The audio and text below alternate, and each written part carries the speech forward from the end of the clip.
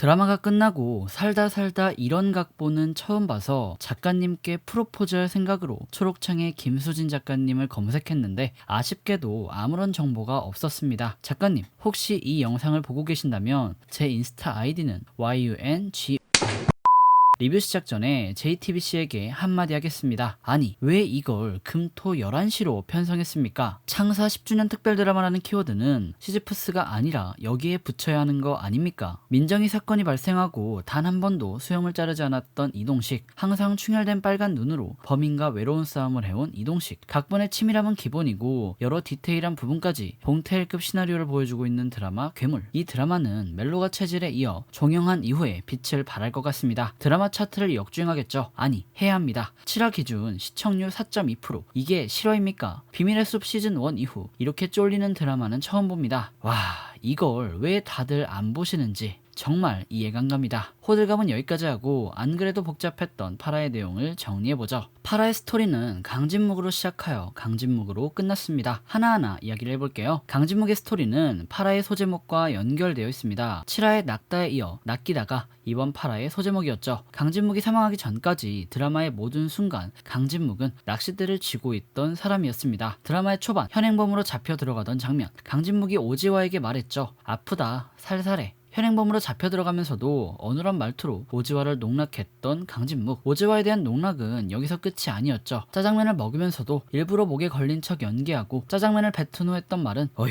죽는 줄 알았네. 자신에게 배신감을 느끼고 있던 오지화를 완전 가지고 놀았어요. 겨우 단 2마디 말로 말이죠. 이동식과 한주원이 공문서 위조를 통해 강진묵의 약점을 건드리며 그를 자극하는 장면에선 낚이는 대상이 강진묵인 줄 알았지만 결국 두 사람이 자기를 자극하려 했다는 것을 금세 깨닫고 이유연을 대상으로 거래를 하며 또다시 낚싯대를 진 강진묵의 장면에선 이 드라마가 미쳤다는 생각밖에 들지 않았습니다. 낚이다라는 소제목을 통해 이동식과 한주원이 강진묵과 벌이는 대결 구도 속에서 낚이는 대상을 번갈아 가며 긴장감을 형성하여 두 집단 중 어느 한쪽이 낚일까 흥미진진하게 보고 있었는데 드라마의 엔딩, 드라마를 보고 있는 너희들 모두 하찮은 존재라는 듯이 낚싯줄을 던져주며 강진묵의 사망으로 시청자 모두를 낚아버린 작가님. 결국 파라 소제목의 대상은 시청자가 되었습니다. 이렇게 되면 이 드라마 도대체 내피셜, 예상 이런 게 의미가 있긴 할까요? 리뷰어고 시청자고 모두 손바닥에 두고 있는 김수진 작가님. 탄탄한 각본 속에서 개연성의 오류 없이 반전의 반전을 거듭한다는 것, 그 반전 속에서 시청자의 거부감이 아니라 설득을 기반으로 환호와 소름을 불러온다는 건 하루 이틀 고민하고 만든 스토리가 아니라는 겁니다. 이번 작품은 진짜 칼을 갈고 나오신 것 같아요. 특히 이번 회차의 가장 충격적인 반전은 민정이의 사망에 대한 것이었습니다. 민정이의 사망 원인은 질식사가 아닌 다발성 장기 부전으로 인한 심폐정지. 강진묵은 살아있는 강민정을 땅속에 묻었던 겁니다. 그리고 이러한 충격적인 진실에 대해 작가님은 또 한 번의 충격적인 선택을 합니다. 이동식이 이금화 핸드폰을 발견하는 장면을 굳이 재차 보여주며 그 장면에서 민정이의 숨소리를 배경음으로 활용한 것이죠. 이어지는 똥식이의 죄책감 넘치는 오열 장면을 통해 강진묵 캐릭터가 어떤 캐릭터인지 확실히 보여주기 위해서였습니다. 그리고 민정이의 숨소리를 통해 드러난 건 이뿐만이 아니었죠. 민정이와 함께 발견된 실종된 사람들, 강진묵은 마을 곳곳에 심지어 피해자의 집 마당에 피해자를 묻었습니다. 그는 철저히 마을 사람들을 갖고 놀았던 것이죠. 강진묵을 연기한 이규혜 배우의 미친 연기와 행동 하나하나 디테일하게 잡는 카메라의 시선도 한몫했을 것이지만 사건의 흐름 속에서 캐릭터의 매력을 이렇게 확실하고 자연스레 보여주는 센스 있는 각본은 도대체 어떻게 만드시는 건지. 심지어 그 캐릭터가 맥커핀이었어요. 중요한 인물일 것 같은 강진묵을 가볍게 죽이는 충격적인 엔딩과 속도감 있는 전개를 보니 작가님이 이 드라마의 진심이구나 하는 생각을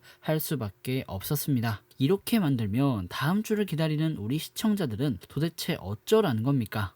정리하면 강진묵의 죽음으로 시즌1은 끝났다. 판은 다 깔았고 이제 정말 하고 싶은 말을 해보려고 하니 잘 따라하라. 시즌2 시작한다. 이런 느낌입니다. 시즌2의 시작은 다들 예상하시듯 재개발 3인방의 스토리와 밀접하게 연결되어 있을 겁니다. 그리고 이들의 스토리는 당연히 20년 전 이유연 사건과 연결되어 있겠죠. 즉 시즌2의 포문을 열 스토리는 이번 파라의 마지막 이유연 사건의 열쇠를 쥐고 있던 강진묵을 누가 죽인 것이냐는 겁니다. 강진묵이 죽은 경찰서 구치소 벽면에는 이렇게 써져 있었습니다. 동시가 유연이는 아니야. 강진묵이 자살이 아니라면 범인은 당시 취조 과정에서 일을 들었던 이동식과 옆방에 있던 남상배, 오지화, 한주원, 정철문 문주서장, 경도수 형사, 그리고 오지화의 선배 곽계장, 총 7명이 용의선상에 오를 수 있죠. 과연 누가 강진묵을 죽였을까요? 강진묵이 자살이라면 누군가 낚싯줄을 주며 자살을 종용했다는 건데 도대체 왜 그런 걸까요? 뇌피셜을 써보자면 우선 강진묵은 자살일 것 같습니다. 법의 심판을 받기 전 스스로 죽어서 이동식을 비롯한 피해자들에게 끝까지 고통을 주는 것. 강진묵 입장에선 이것만큼 짜릿하고 사이코적인 복수는 없죠. 다만 그가 자살을 할 명확한 트리거가 있어야 합니다. 아마 그 트리거는 파라의 예고편을 참고하면 누군가 강진묵에게 민정의 친모 유네미의 죽음을 알려주었다는 것으로 유추할 수 있을 겁니다. 강진묵에게 이동식과 한주원의 속셈을 알려주고 낚싯줄을 건넨 사람은